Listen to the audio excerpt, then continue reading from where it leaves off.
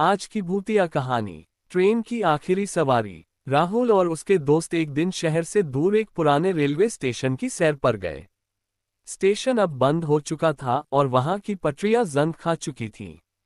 लोगों का कहना था कि यह स्टेशन एक दुर्घटना के बाद बंद कर दिया गया था, जब एक ट्रेन रहस्यमय तरीके से गायब हो गई थी और उसके यात्री कभी वापस नहीं लौटे। राहुल और उसके दोस्त साहसी थे और उन्होंने फैसला किया कि वे उस रात स्टेशन पर रहेंगे। रात गहराते ही माहौल डरावना होने लगा। अचानक रात के करीब 12 बजे एक धुंधली सी ट्रेन स्टेशन पर आकर रुकी। ट्रेन से कोई आवाज नहीं आ रही थी, लेकिन उसमें एक अजीब ठंडक महसूस हो रही थी। राहुल ने देखा कि ट्रेन के अंदर कुछ धुंधली आकृतियां बैठी थीं, जैसे वे यात्री हों, लेकिन उनके चेहरे साफ दिखाई नहीं दे रहे थे। राहुल और उसके दोस्तों ने डरते हुए ट्रेन के करीब जाने की कोशिश की, तभी एक आवाज आई, जो भी इस ट्रेन में चढ़ेगा कभी वापस नहीं आएगा। डर के मारे सभी दोस्त भाग गए, लेकिन राहुल को लगा कि यह सिर्फ एक मजाक था। उसने साहस दिखाते हुए ट्रेन में कदम रखा और ट्रेन अचानक जोर से झटका खाकर चल पड़ी। उसके दोस्तों ने पीछे मुड़कर देखा, लेकिन ट्रेन और राहुल दोनों गायब हो चुके थे। राहुल के अचानक गायब हो जाने के बाद उसके दोस्तों की जिंदगी में अजीब घटनाएं होने लगीं। जब वे वापस घर लौटे तो हर रात उन्हें अजीब अजीब सपने आने लगे। उन सपनों में राहुल उन्हें पुकार रहा होता था, कहता था कि वह एक अंधेरी ठंडी जगह में फंसा हुआ है। उसका चेहरा डरावना हो चुका था और उसकी आवाज एक गहरे अंधेरे से आती लगती थी।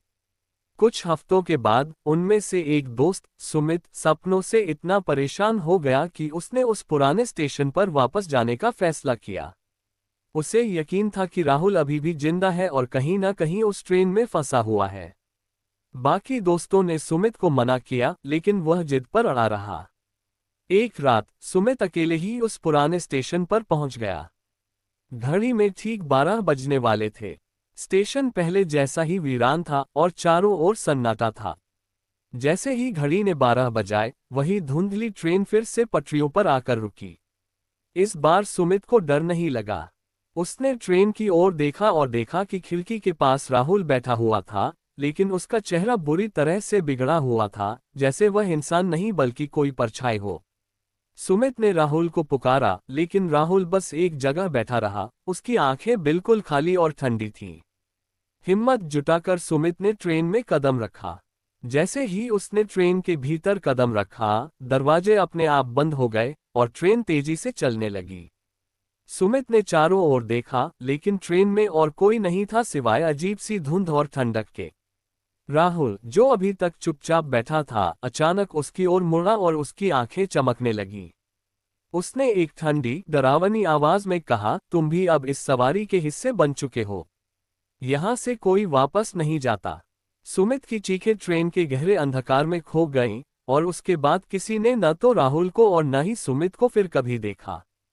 लोग अब भी कहते हैं कि रात के 12 बजे उस स्टेशन पर वही ट्रेन आती है और जो भी उसमें चढ़ता है वह हमेशा के लिए गायब हो जाता है। Thanks for watching.